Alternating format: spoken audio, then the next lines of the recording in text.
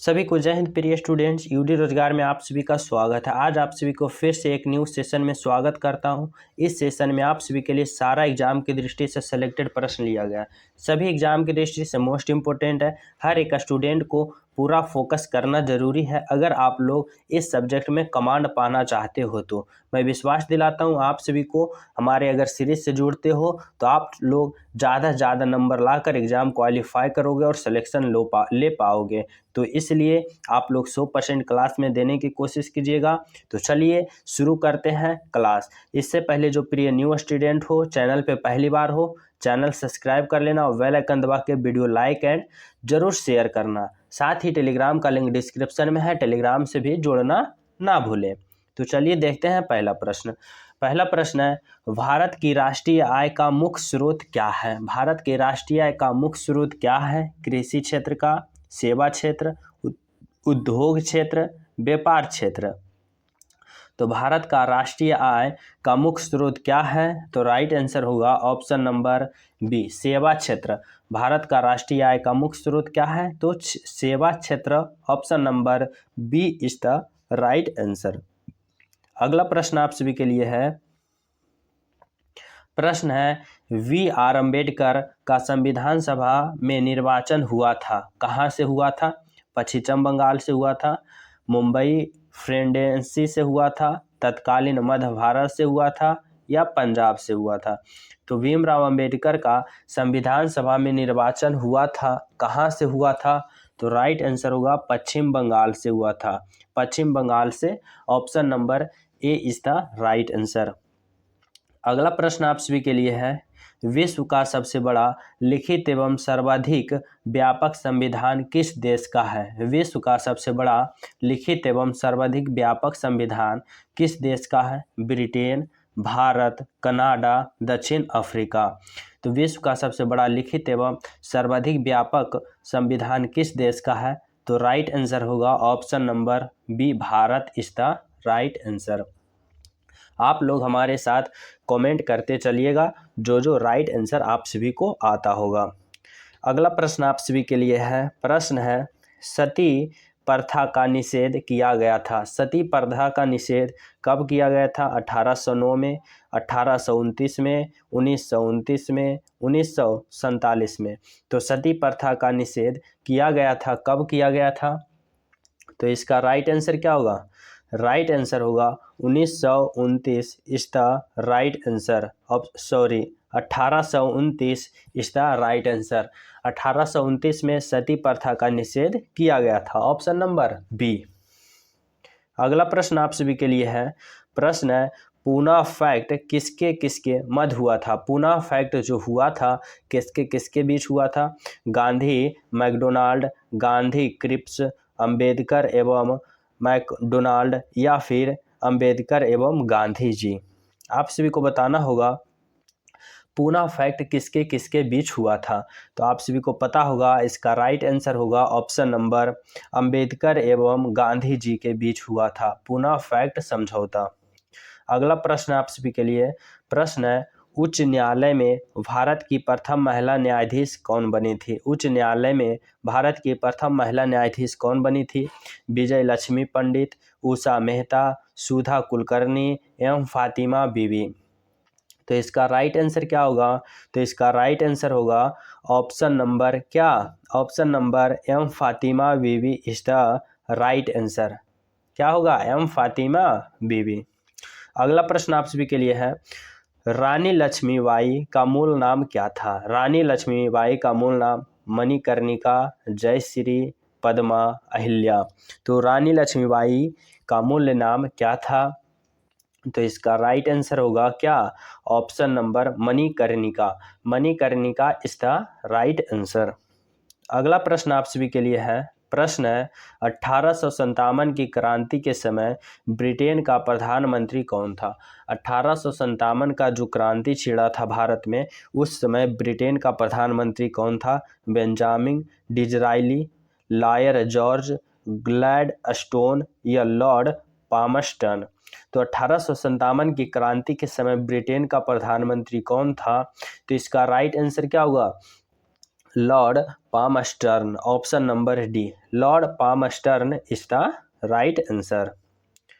अगला प्रश्न आप सभी के लिए है। प्रश्न है, असहयोग आंदोलन शुरू करने के समय भारत का वायसराय कौन था? असहयोग आंदोलन जब शुरू हुआ था तो भारत का वायसराय कौन था? Lord Hastings, Lord Canning, Lord Dalhousie, Lord Chelmsford. तो असहयोग आंदोलन के समय भारत का वायसराय कौन था? तो राइट आंसर क्या होगा? राइट आंसर होगा option number Lord Chelmsford. Lord Chelmsford के समय असहयोग आंदोलन का शुरुआत हुआ था। अगर पूछे कब, तो 1920 ईस्वी में असहयोग आंदोलन महात्मा गांधी जी द्वारा शुरू किया गया था और 2 बरस बाद 1922 में इसे पूर्ण रूप से बंद कर दिया गया था, कोई कारण बस। अगला प्रश्न आप सभी के लिए है। प्रश्न है, सामान्यतः किस क्षेत्र परिषद की अध्यक्षता कौन करता है? समानता किसी क्षेत्रीय परिषद की अध्यक्षता कौन करता है? लोकसभा, प्रधानमंत्री, केंद्रीय गृह मंत्री या उप प्रधानमंत्री? तो समानता किसी क्षेत्रीय परिषद की अध्यक्षता कौन करता है? तो इसका राइट आंसर क्या होगा? राइट आंसर होगा ऑप्शन नंबर गृह मंत्री। कौन? केंद्रीय गृह मंत्री किसी क्षेत्रीय परिषद की अध्यक्षता करता है।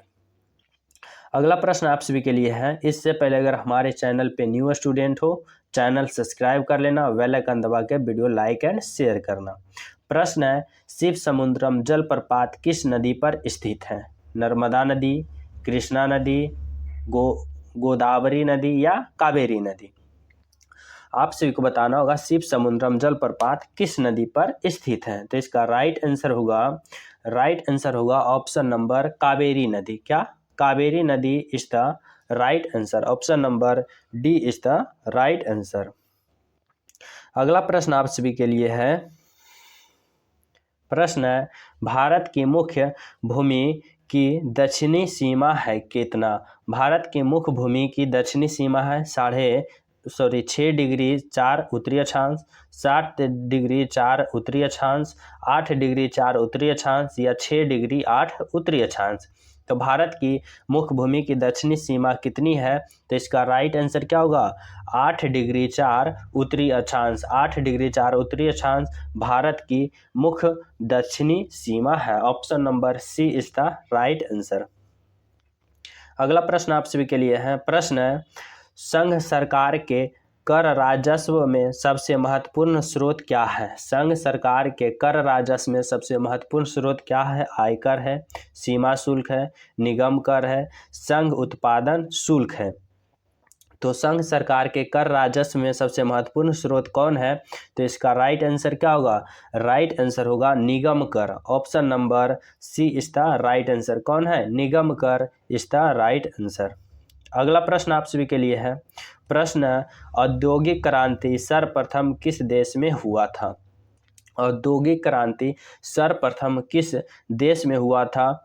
ऑप्शन है जर्मनी, फ्रांस, संयुक्त राज्य अमेरिका या फिर इंग्लैंड। तो एक मिनट। तो औद्योगिक क्रांति सर्वप्रथम किस देश में हुआ था? तो इसका राइट आंसर क्या होगा? राइट आंसर होगा England is the right answer. England में सर्वप्रथम औद्योगिक क्रांति हुआ था। अगला प्रश्न आप सभी के लिए है। भारत में कुल भूमि का कितना प्रतिशत कृषि कार्य में संलयन है? भारत में कुल भूमि का कितना प्रतिशत कृषि कार्य में संलयन है? 52.7%, 56.3%, 65.3% या 70.7%? तो भारत में कुल भूमि का कितना प्रतिशत कृषि कार्य में संलयन है? तो इसका राइट आंसर क्या होगा? राइट आंसर होगा 52.7%। Option number A is the right answer. अगला प्रश्न आप सभी के लिए है।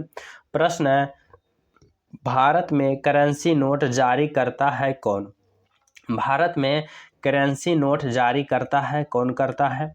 वित्त मंत्रालय, वित्त सचिव, भारतीय स्टेट बैंक, भारतीय रिजर्व बैंक।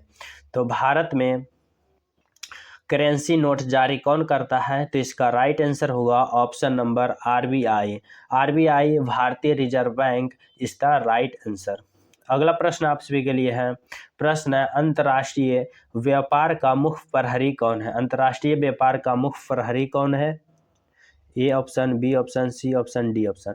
कौन है? IMF है, IBRD है, WTO है या फिर IFC है। तो इसका राइट आंसर क्या होगा? अंतर्राष्ट्रीय व्यापार का मुख्य प्रहरी कौन है? तो इसका राइट आंसर होगा ऑप्शन नंबर क्या? ऑप्शन नंबर होगा WTO। क्या होगा? WTO। Option number C is the right answer. अगला प्रश्न आप सभी के लिए है। प्रश्न है, भारत का परमाणिक समय उस स्थान का स्थानीय समय जो स्थित है। आप सभी से पूछना चाहता है, भारत का परमाणिक समय बताना है जो उस स्थानीय समय में है जो स्थित है। कहाँ? दिल्ली के समीप स्थित है, कोलकाता के समीप स्थित है, इलाहाबाद के समीप या भोपाल के समीप। इसका राइट आंसर क्या होगा? राइट आंसर होगा इलाहाबाद के समीप स्थित है। कहाँ स्थित है? तो इलाहाबाद के समीप। अगला है, कोलकाता जलप्रपात बिहार के किस जिले में है? सॉरी, ककोलत जलप्रपात यहाँ पे है। ककोलत जलप्रपात बिहार के किस जिले में है? नवादा, रोहतास, कटिहार, भागलपुर।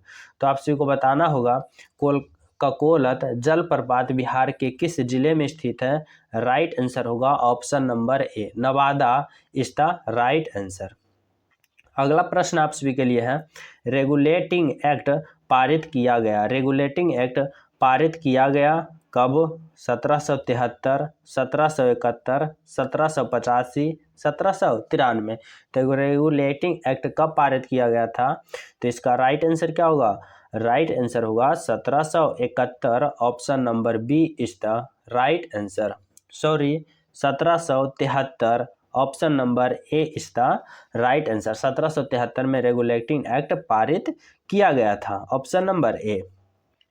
अगला प्रश्न आप सभी के लिए है। भौतिक के मूलभूत पैरामीटर को पहचानिए। भौतिक के मूलभूत पैरामीटर को पहचानिए। भार होगा, बल होगा, समय होगा, घनत्व होगा।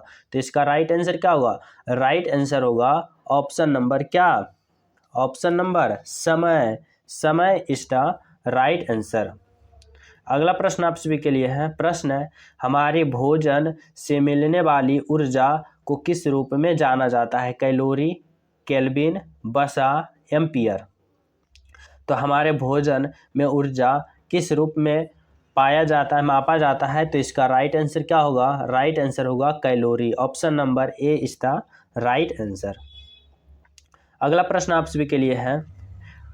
कार्य ऊर्जा प्रमेय के अनुसार एक कण पर कार्यरत क्या बल द्वारा किया गया कार्य गतिज ऊर्जा में परिवर्तन करता है? क्या बल ऊर्जा द्वारा किया गया कार्य गतिज ऊर्जा में परिवर्तन करता है? केवल संरक्षी बल द्वारा किया गया कार्य, या केवल गैर संरक्षी बल द्वारा किया गया कार्य, या कुल बल द्वारा किया गया कार्य, या इनमें से कोई नहीं। तो यहाँ क्या होगा? कुल बल द्वारा होगा। ऑप्शन नंबर सी, कुल बल द्वारा जो किया गया कार्य है गति ऊर्जा में परिवर्तन के बराबर हो जाता है। Option number C. अगला प्रश्न है, संविधान के किस भाग में संविधान संशोधन की प्रक्रिया है? भाग 3 में, भाग 4 में, भाग 20 में, भाग 22 में। तो आप सभी को बताना होगा कि संविधान के किस भाग में संविधान संशोधन की प्रक्रिया है। तो किस भाग में है? भाग 20 में है। भाग 20 में उल्लेख है संविधान संशोधन। पर मैं आप सभी को होमवर्क के रूप में एक प्रश्न दे रहा हूं कि बताना है कि संविधान संशोधन भाग 20 में है पर कितने अनुच्छेद में है, जो आप सभी को इसका राइट आंसर बताना होगा। आप सभी को क्या बताना होगा कि संविधान संशोधन कितने अनुच्छेद में है। तो आप सभी को कमेंट करना है। आप सभी बताना ये क्लास कैसा लगा। मैं हर एक प्रश्न को बारीकता से समझाने की कोशिश किया जो कि सिलेक्टेड प्रश्न था। आशा करता हूँ एग्जाम में ऐसे ही प्रश्न आप सभी को मिले और आप सभी ज़्यादा नंबर एकत्रित करो और रिजल्ट पा सको। साथ ही अगर हमारे चैनल पे न्यू स्टूडेंट हो, चैनल सब्सक्राइब करना, बेल आइकन दबा के वीडियो लाइक एंड शेयर करना। ज़्यादा घबराना मत, ऐसा ही प्रश्न आप सभी को एग्जाम में देखने को मिलेगा। जो न्यू स्टूडेंट हो, हमें पता है आप सभी को घबराहट होता होगा, पर टेंशन ना लेना, क्योंकि पुराना स्टूडेंट को पता ही होगा किस प्रकार क्वेश्चन रहता है। तो बस न ज़्यादा हार्ड रहेगा न ज़्यादा लो रहेगा, बस मीडियम रहेगा। आराम से करके आप लोग आ जाना। जल्द ही मिलेंगे अगले क्लास में। जब तक सभी को जय हिंद।